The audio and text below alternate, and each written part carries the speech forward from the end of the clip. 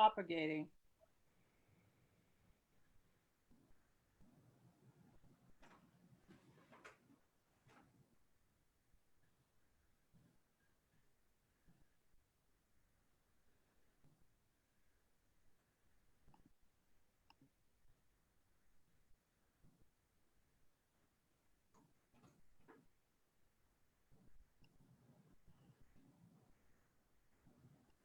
Okay, what I'm trying to do is, oh, here you go.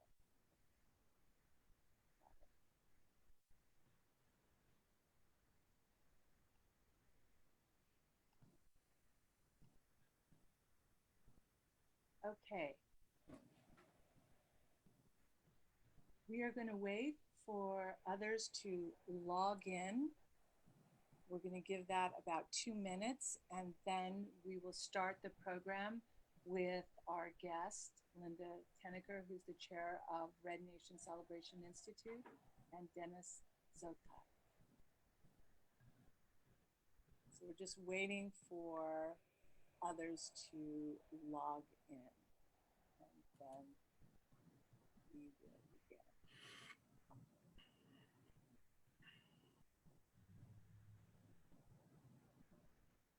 Let's see if I can get my glasses, maybe. If we're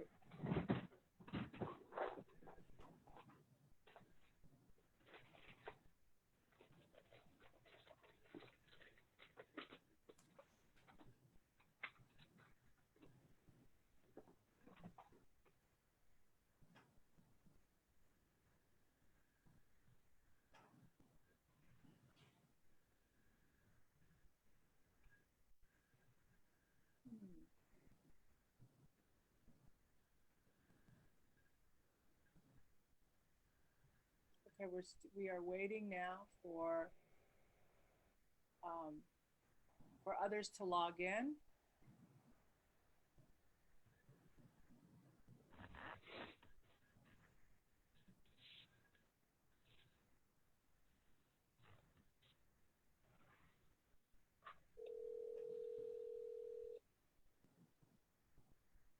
going to give it 30 more seconds. Hi, Janelle. Hey, Frank, can you see us? Sorry, I have to get to my computer. Are you on Facebook?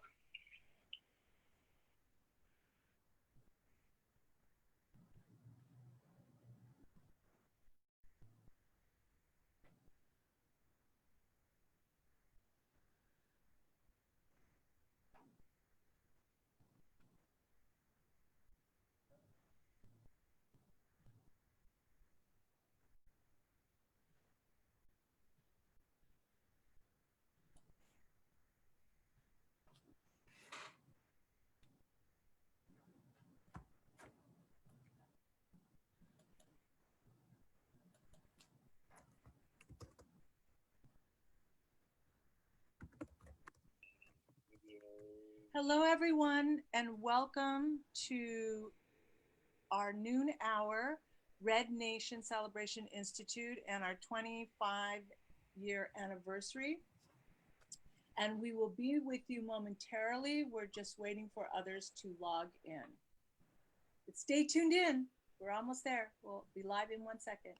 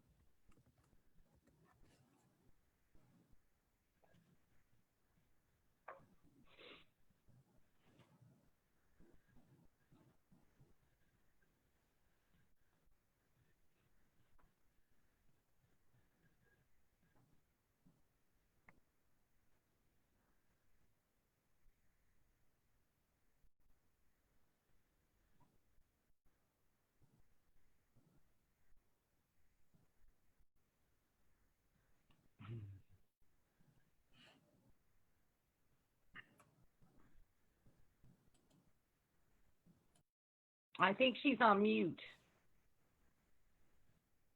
Can you hear her, Dennis? Now Hello, I can. everyone. Yeah. Hello, Okay, you were on everyone. mute. Okay. Hello, everyone. Welcome to the 25th anniversary of Red Nation Celebration Institute.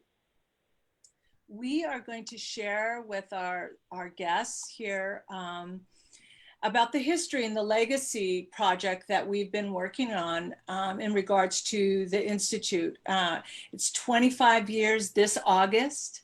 Red Nation Celebration Institute was founded and launched during Indian Market 25 years ago. When we launched it, there was no contemporary Indian music being performed. So when we had our first concert series in 1995, and we partnered with Swaya, and they partnered with us and they funded it, and they did all the posters and the t-shirts, and it was amazing. We bussed in youth from all over, all the 19 Pueblos, and Arthur Lucero from Jemez Pueblo helped facilitate that with all the youth. So during the day, all the performers would speak to the youth, and then at the night we had this huge concert. It sold out within 2 weeks, and the Paulo Soleri's, the evening concert, it was just extraordinary. And Santa Fe had never seen anything like that during Indian Market.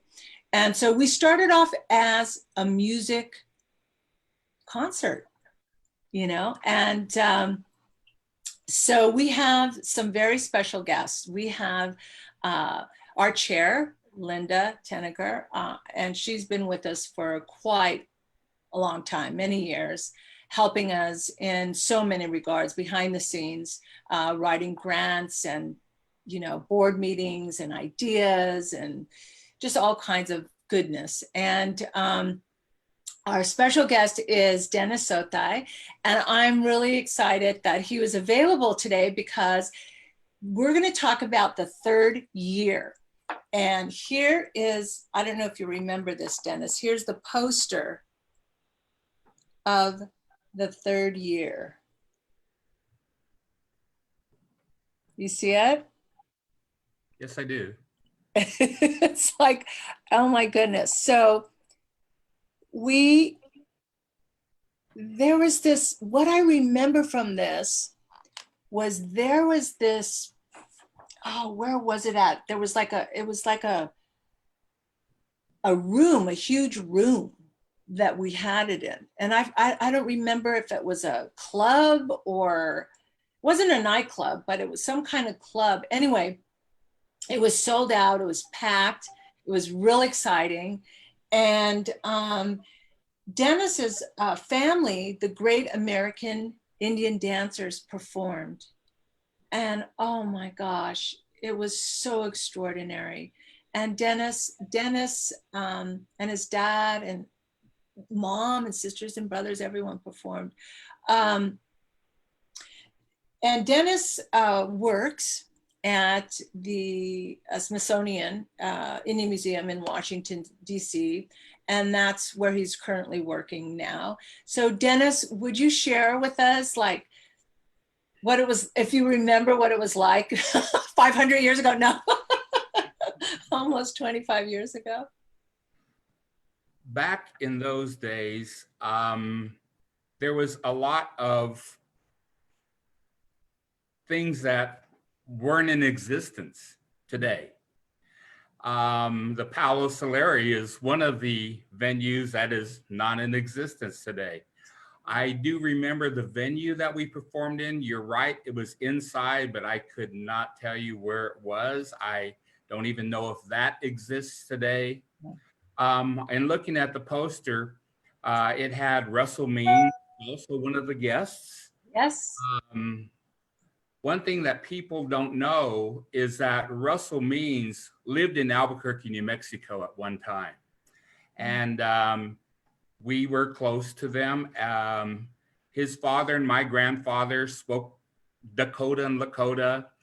His first wife, Betty, and my mother were close friends. He had son and daughter, Scott and Michelle, who were my younger brother and sister's age. And of course, my dad was um, friends with, and we would go to their house and visit quite a bit. And so when I saw his name on that, that brought an early memory back that people don't know about. And then another thing I remember during that era is the beginning of the state fair in Indian Village. Right. When a long time ago, when we first moved to New Mexico, it was non-existent. Yeah. And I remember a man named Sonny Tuttle, who is Oh, yeah. a Sioux Indian, Yeah.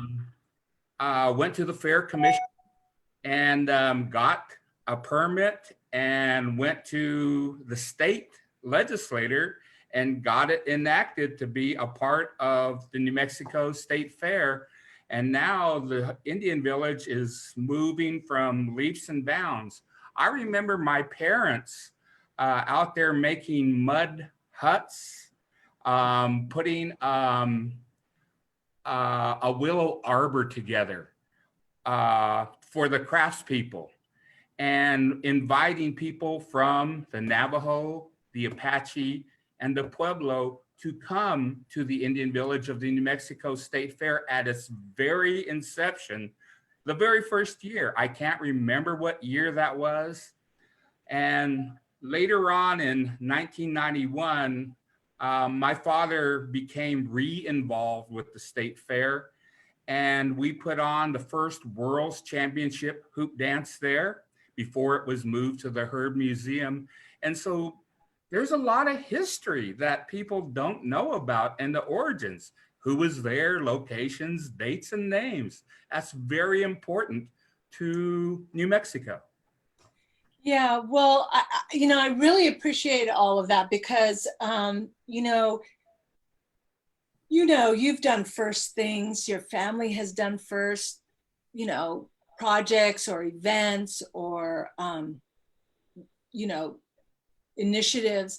And so when Red Nation Celebration Institute, when the Institute launched, it was something that had never been done before. And to have contemporary Indian music during Indian Market, now today you go there to Indian Market and every club has contemporary music. And, in 2009, we brought the red carpet to Swaya.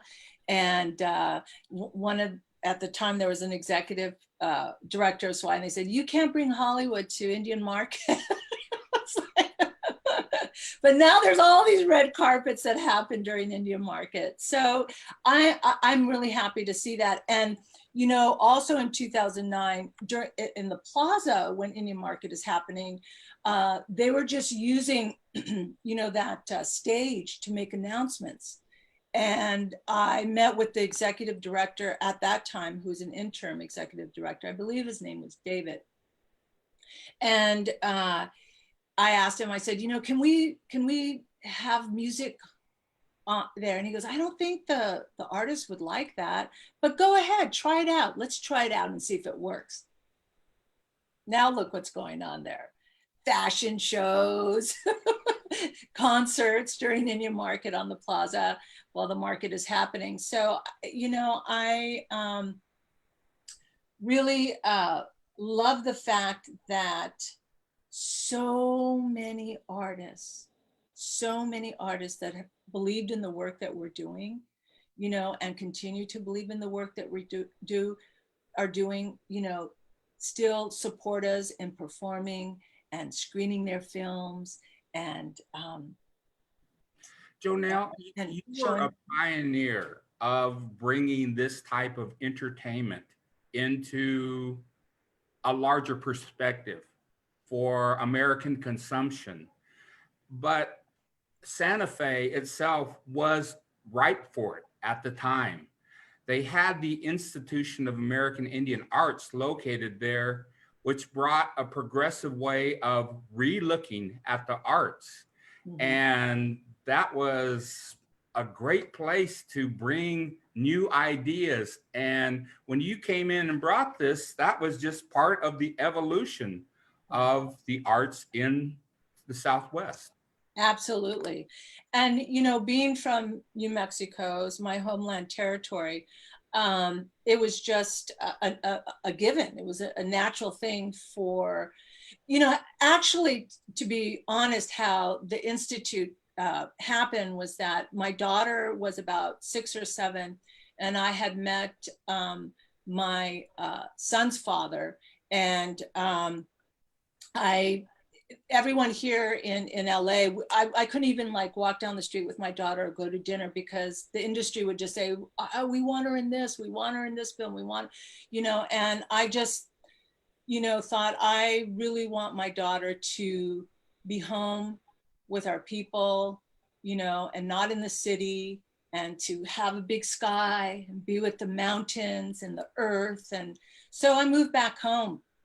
And so during Indian Market, I was like, there's nothing happening. I was like really bored because I'm used to LA, right? So I'm like, oh, what's going on here? But you know, so much goodness happened from me moving back home.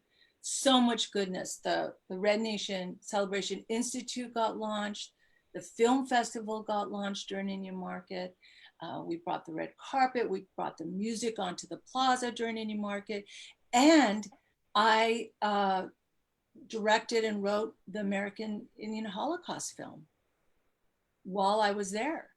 And so all those things were life-changing experiences for me personally and my family.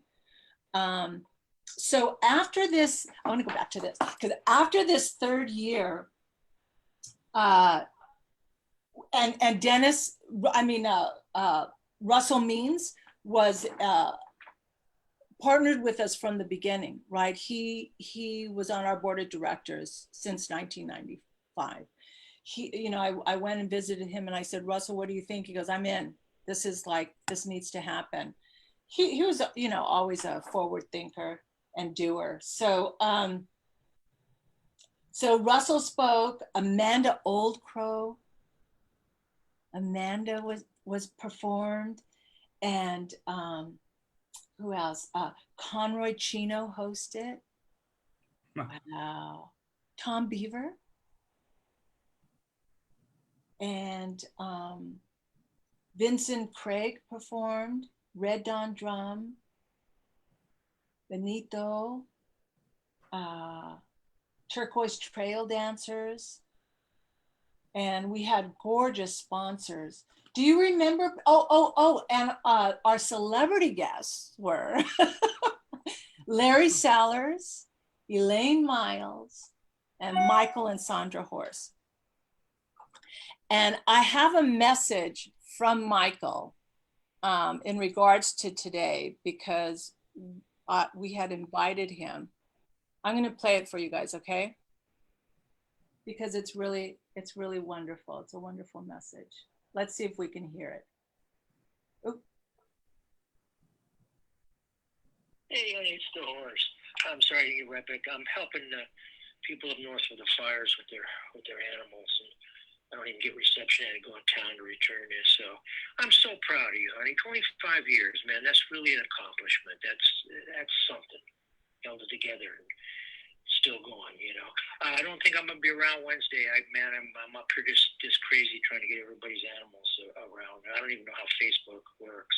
I just learned there's a redial button on my phone. So, but if I get a chance or something to have somebody help me or something, maybe I'll call you back. But I think I'm gonna be pretty busy Wednesday. But tell everybody that's my favorite poster. One of my favorites I've ever done. I think that was the first time I ever put contemporary figures in my ledger art, you know. All right, honey, thank you. And I'm very proud of you. Very nice message. It's the horse. Isn't that wonderful? I remember meeting him in the green room, and he seemed like a very gracious man. Well, here's the post, here's the work. And then I'm going to, before this is over, I'll go get the original piece as it's framed, right? But this is the work that he did, and I really love this. It's so gorgeous. Linda? Yes. Hi. Hello. Thank So you, everyone, Linda, for joining us. pardon me? I said, thanking everyone for joining us. Yes, yes. I'm not able to see on Facebook how many are with us, but welcome everyone to, if you're just joining us, to have a conversation with all of us in regards to the 25th anniversary of Red Nation Celebration Institute and our legacy project. Linda, would Yes. you like to share some of the programs that we do? I certainly would.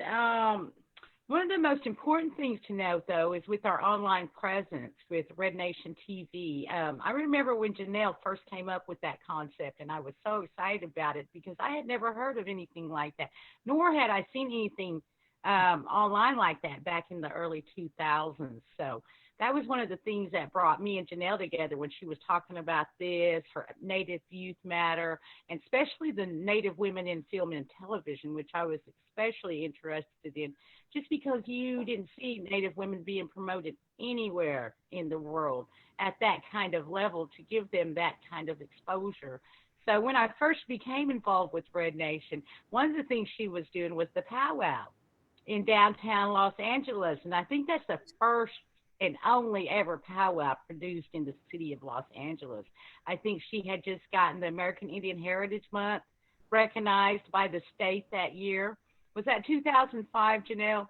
Well, we launched the American Indian Heritage Month in 2005, and at that time there was no such thing in the city of LA, Right. the largest urban population of Native peoples and the entertainment capital of the universe, and there's no Heritage Month. So I began that process, and then in 2006 it was officially recognized by the state of California and the city. And about that powwow, it was the first time a powwow or a huge event like that took place at the State Historic Park. And one of the reasons why we chose that land is because that's where the Tongva and the Chumash used to gather and meet at the water portal right there. So we planted the sacred tree of life, the peace tree. We worked with Oren Lyons on that, and it was amazing. All of that, we have all that on tape and I know, you have that footage, and wow, you had over 500 dancers there. Was it like 750 altogether? Something like that. It was huge. You have the parade, yes, and that's when I was first getting involved with Red Nation because of that reason, and that you were doing such visionary work. But some of the things that Red Nation has done over the past 25 years is that the Red Nation International Film Festival and Awards in Los Angeles, California. And people still don't know that we do that, the largest Native-led film festival in the world, I would say. Mm-hmm. And that is really one of the signature programs of Red Nation. But of course, there have been a lot of films that have came out of that festival to be seen worldwide, to be picked up for distribution, to be nominated for Spirit Awards and all kind of other awards. I mean, if it hadn't been for Red Nation, those films would have never been discovered. And that's still how I feel today, you know, for all the amazing work that comes out of that's put into this festival, and for it to be held at the level that you hold it every year. I don't know how you do it, but still, there is an amazing body of work that does come out of that festival today. Not only that, we get like 10 million viewers online. Yeah. And especially during the festival. So it'll be interesting to see, since it will be virtual, except for the awards show, right? Is that when No, the award show is going to happen as well. It's all going to be online. It's going to be so much fun. Okay. It's going to be a lot of fun. It'll be crazy fun. Yeah. It'll be like what you see on the network televisions, I guess, how they're having to all come in that way. Mm-hmm. And we also have the Native Women in Film, and we're the only one at this film festival, and we're the only Native women-led film festival in the world. Mm-hmm. So that is just amazing in itself. We have the Red Nation Television Network, which is the largest content provider from our native perspective anyway. And I know that Janelle and her team are doing a lot of work on that for a new January 2021 launch of that. We have content available now, but she is getting a lot of films uploaded on the television network. So people need to go to rednationtv.com to be able to see the site for that. And that's been up and running since 2006, right, Janelle? Well, the Red Nation Television Network. Was that 2006 that was launched, I believe so.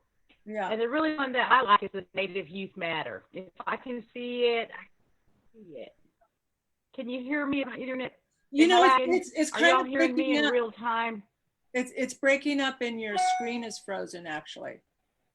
Is it really? There you are. Okay.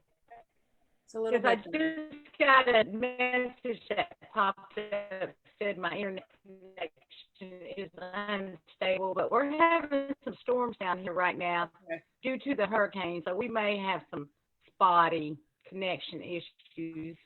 Yeah. But anyway, here's one of the newest things that Janelle has developed. Can you hear me? Am I still lagging? It's catching up, but try it. Try sharing what you want. Let me try again. I think leaning closer might stabilize, but I doubt it. Technology. There's nothing I can do about it. I'm in rural Oklahoma. The Red Nation Conversation Series. And one of the things that I would like for you to expound on, Janelle, are the master classes at the University of Southern California. That's one of the latest partnerships or developed last year. Can you talk about that some more?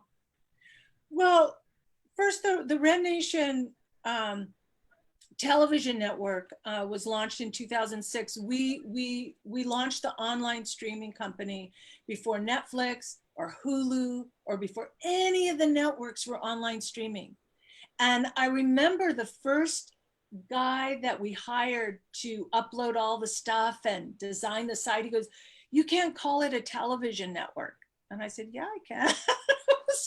Of course I can. And so I know that one like way ahead of my time on that one. But I feel today we're right on time. Like I'm not, it's good.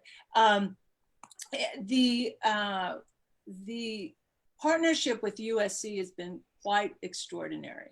This is our 4th year with USC in the policy department, and we launched a Native Study Center at USC. It's the first Native Study Center at USC. And this year we were going to be in person to cut the ribbon, and we're going to be online. Fine. We'll do something.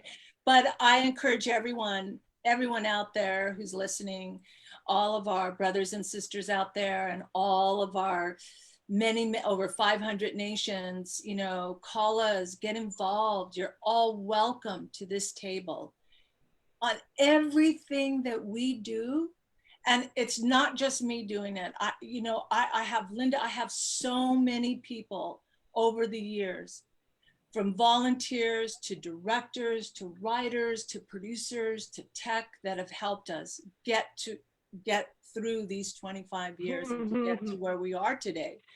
People like Dennis and his family saying yes to dancing and performing their traditional songs and dances. And it's the whole foundation of the Institute is unity, is solidarity. So no matter what,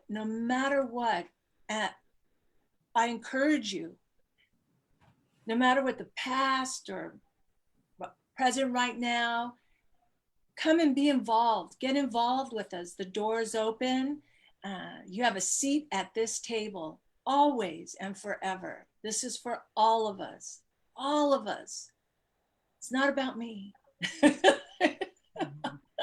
So everyone's welcome to the Well, team. that's one of the reasons we're having these Zoom Facebooks is to familiarize people out there who don't know who Red Nation is. I know they see me share stuff all the time, and they're like, "What is that?" You know, so I have to educate briefly about who we are and what we do.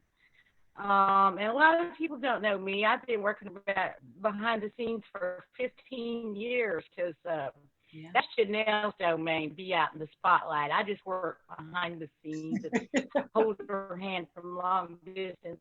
And, you know, she's always the visionary for Red Nation. I just kind of help add some other perspective to it and pull it into something manageable because we can really get out there with the ideas just because they are viable. But this is the first year that we've ever done any kind of a campaign like this, being our 25th year anniversary, where we're actually going out to the public asking for donations or for funds because usually we're funded by grants and other things that, you know, are written to produce Red Nation when it's alive. And it's still going to be live. It's just going to be all online. So that really gives us the opportunity to really put Red Nation Television Network out there this year.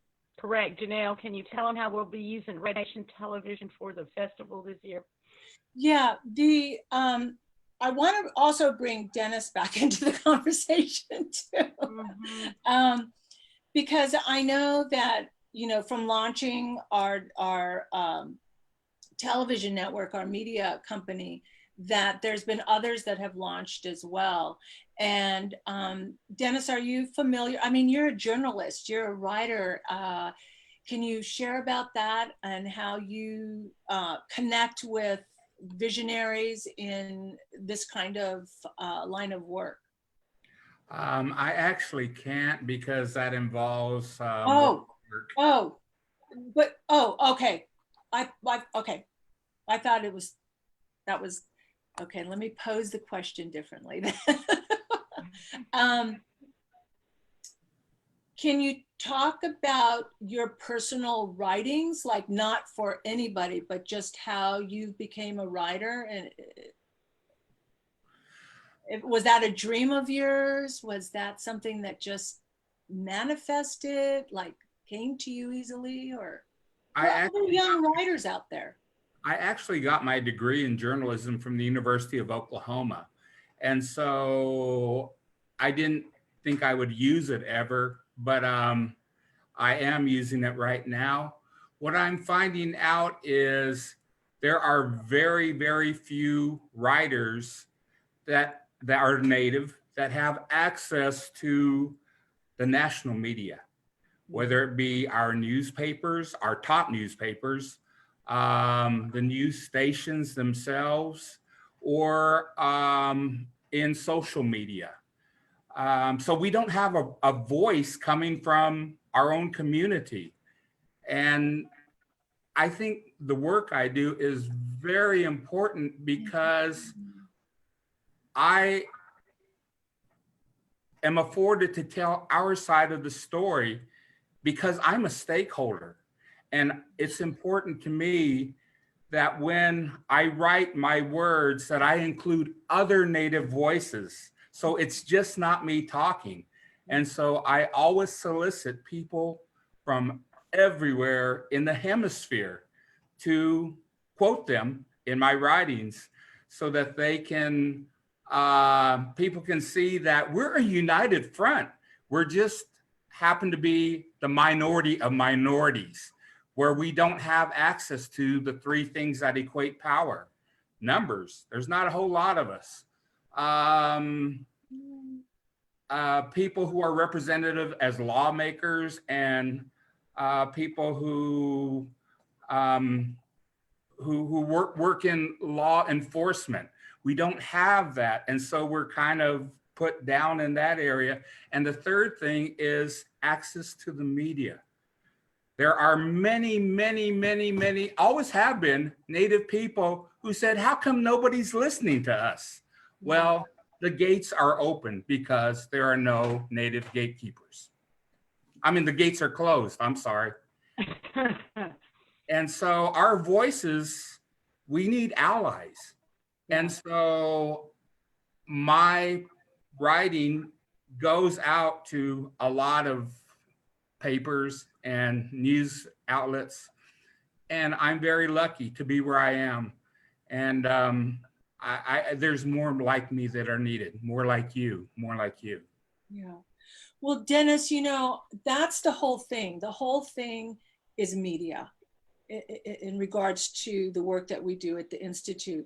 And, you know, last year, okay, so an example, when we launched the film festival here in LA, there was no Native cinema here in LA.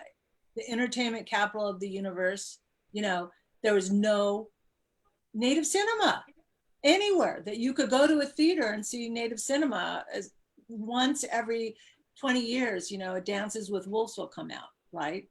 So when we launched it, I do want to always give credit to Mike Smith, bless his heart. He's the one that, you know, he's like the godfather of Native cinema in regards to film festivals, right? Because he launched the first Native film festival in San Francisco. And, but now it's turned out that, you know, our festival, Red Nation International Film Festival, is now the largest Native film festival in the country and maybe the world even. You know, I haven't even investigated that really, but I think so.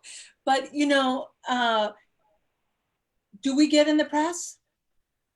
Do we get, you know, with our awards? I mean, we had Christian Bale, we had Scott Cooper, we had Rory Cochrane, we had Shane Littlefeather. We had the Apache Crown Dancers. We had, oh my God, I could go on and on and on with all the A-list names that we had last year at our award ceremony. So it was the first time that we were in Dateline. Oh my gosh, I'm getting, I'll come back to the name. But in Variety, it was the first time that Variety put us with all the other festivals like Sundance and, you know, Tribeca, you know. So it was the first time that a Native festival was listed with all the top festivals. And our festival runs longer than any of those festivals. We're 15 days, but this year, because of the pandemic, will be 30 days. But, you know, Dennis, the work that you do is so pivotal. It's so vibrant and it's so important because it's writers like you, journalists like you, that tell the truth in regards to us. And I don't know how we're going to break that ceiling and get more of us writing for Dateline and Variety and the LA Times, LA Weekly. You know, I mean, I'm just saying, talking about the industry point of view. I do have a suggestion.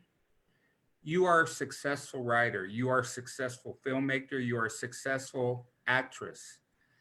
You need to write down a template for others who seek to become successful in what you have. And write the steps that it takes, because we have many dreamers. We have many valuable young people who have many talents, but they do not have the first idea of where to begin. That's a great idea. I'm going to do that.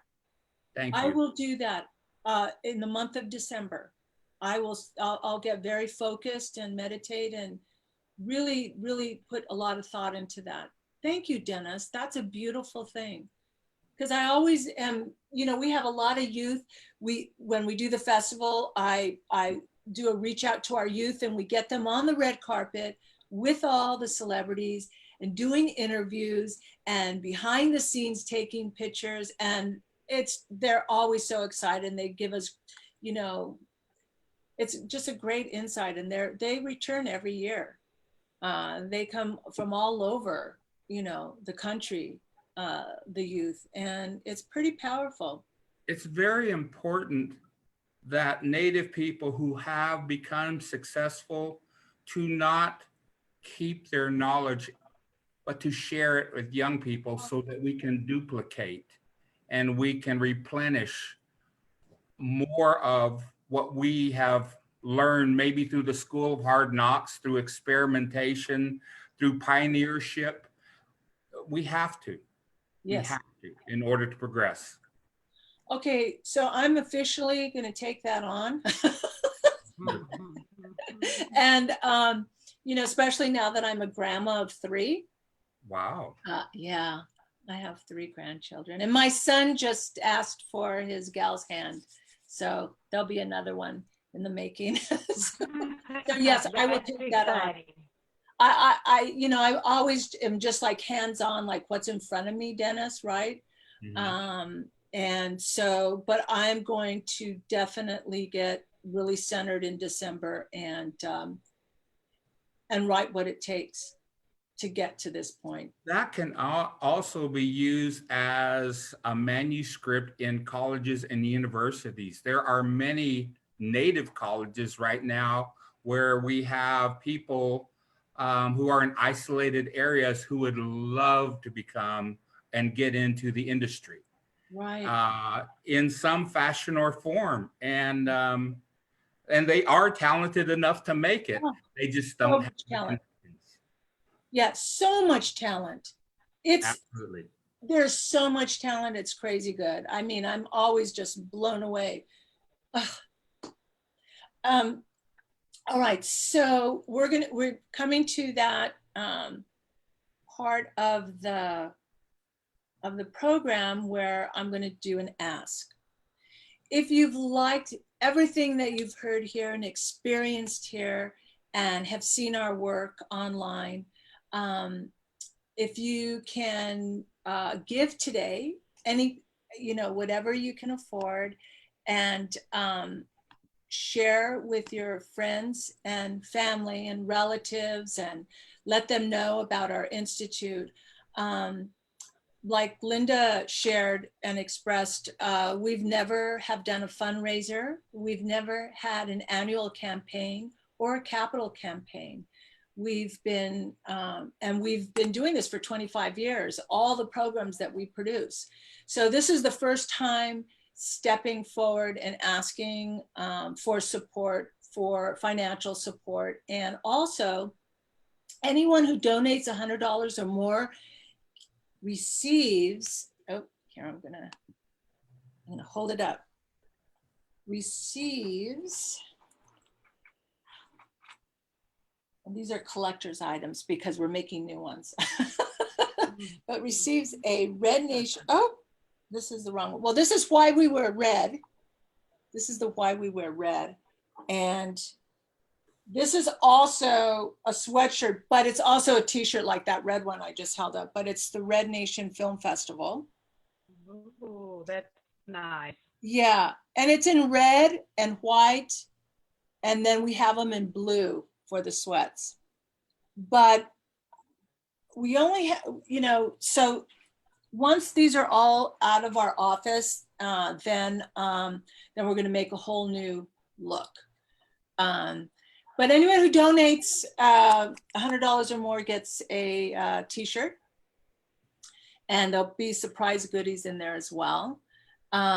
We have posters of all the years. We have we have so much merch. So it's would be amazing. I'm doing this while I'm talking, this technical stuff. If you'd like to donate and give today to help support the Native narrative and creating systematic change through the arts, because that's what we need to do. We need to make this change in these other institutions that keep our voice suppressed. And I feel that we can do it.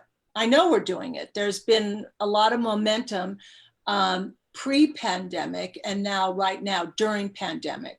So the voices are being heard. I really feel that. And I feel that the industry is waking up to our narrative. I know that in 2016, that I one of the first Native women to be invited into the Academy of Motion Picture Arts and Sciences. And that's one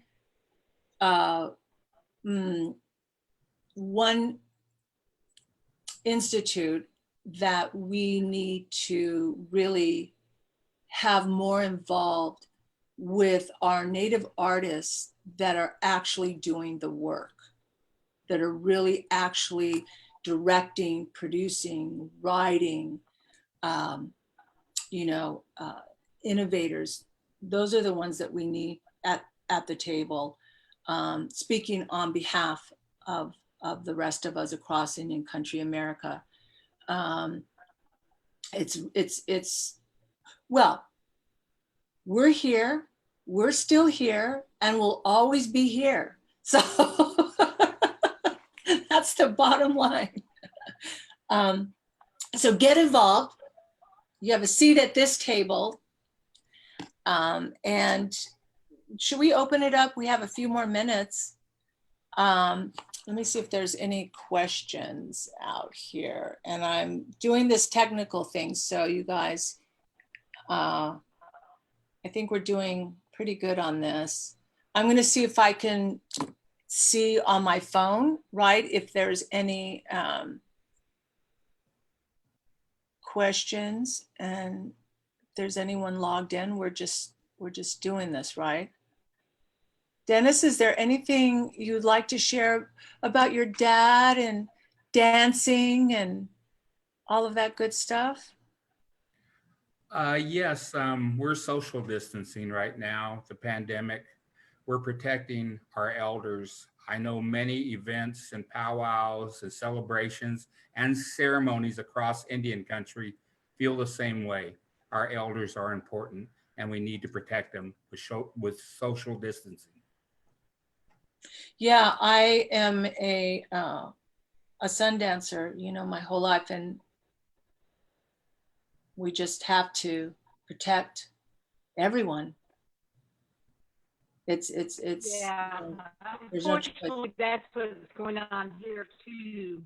Being Muskogee Creek, we're all stomp dancers and stuff. So we've had some ceremonials, but some of them are just like a come and go, or we're not all grounds are doing, the full traditional dancing and stuff like that because of the COVID, because we have so many elders out there as well. Mm-hmm. Mm-hmm. Well, all of you out there in Facebook land and out there across Indian country America, wear your mask and vote. Those two things, it's the peace sign. Wear your mask and vote. Those are the two important things. And there's going to be three things. And contribute today to Natives in charge of their narrative, where we are creating systematic change through the arts. Give today if you can. We really appreciate it, so we can continue on producing these great shows and events and initiatives and keep our Red Nation television network going. And it takes all of us together to make this happen. So I appreciate all of you for contributing. Well, you know what I'm going to do? Dennis, does your dad still dance? No, we still have a drum group here on the East Coast. Oh. And we do performances sporadically, especially for the agencies in the Washington, D.C. area. Yeah. Well, 1 year, I think it was 2017, we brought the festival to Washington, D.C. Mm-hmm. And So the festival is in Santa Fe in August every year, right? And then in Washington, D.C. And we will return after this pandemic, after we get, whatever that'll be, when we could all see each other again. We'll bring the festival back to DC. We did really well there. I remember him talking about being on your agenda at the Paolo Soleri in Santa Fe in the early days. Yeah. In my sister. Yeah. Yeah. It's so after, getting back to the early, okay, now I could see. Oh, there's 213 views. Okay. I don't see the questions though. So forgive me if anyone's asking questions. I'll get better at this. At my old age, I'll learn how to do this more effectively. But in the meantime, what was I going to say? What was I just talking about? The early days. The early days, yeah. The early days of the Institute. So we were there in Santa Fe we produced the concert series. We started off as a concert series, and that goal was to have our contemporary music during the Grammy week here in LA, right? So after 3 years of producing during Indian Market, while I was still living at home, I uprooted the family and we moved back to Los Angeles. And so now the Institute is the longest standing Native arts and cultural nonprofit in the city of LA. And yay. And so we continued on here with producing concert series. And I think the last concert series we produced during the Grammy week was, I want to say 2011, maybe 2010, something like that. And it was at the Roxy, on the rocks, above the Roxy on Sunset Boulevard, and so many performers, and yeah, it was a packed house. And we may go back to our signature event of producing contemporary music during the Grammys, but we've moved on, and the Institute has grown just like anything that wants to continue to grow. And the festival got launched, and this and that and that and that and that. Here we are today, 25 years later. Now it's an enterprise, basically. It's the reality of it. And I want to thank Linda for joining us again today. And you're welcome. And Dennis, I want to thank you and your family for believing in the work that we do, and performing, and the work that you do as a journalist is so important. And if there's anything our Institute can do to help in any way, let us know. And you are always welcome at this table. You have a voice at this table, and our foundation is partnerships. We thrive on partnerships. That's the whole thing that we do as Native peoples, right? Is partner and support each other, no matter what. It's important. Our children are watching, and the next 7 generations will have all of this legacy, all of this to look at and learn from. And I'm going to take Dennis's challenge on. Write that template. I'm excited now. All right. Well, thank you all for joining us. Is there anything you'd like to close with, Linda? No, but go to rednationtv.com, RN, Red Nation Film Festival. Those are some key words to pull up our site. Go check them out today, and we hope you will contribute. And Dennis, would you like any closing remarks? Yes, thank you very much, Jonelle, for inviting me to be on. I'm very honored, and I'd like to thank some of my friends who are out there that are online supporting me. Fantastic. We encourage you to visit us again next Wednesday. Every Wednesday, we will go live at noon, and it'll get smoother and smoother as we learn how to do this. What about an update on the films? How are they coming? The ones that are up for nominations. Oh, so the film submissions are still open. So you can still submit your film to this year's festival at rednationff.com. And the deadline is August 31st. And this year we're going to be very tight with the deadline. Sometimes we'll extend it, but because we're going to be online virtual, there's so much moving parts that we're going to be very strict with our deadline. We usually do a little wiggle room, but we're not going to be able to do that this year. So I encourage you, thank you for bringing that up, Linda. I encourage you guys to, if you have a film and student films, submit. The deadline is August 31st.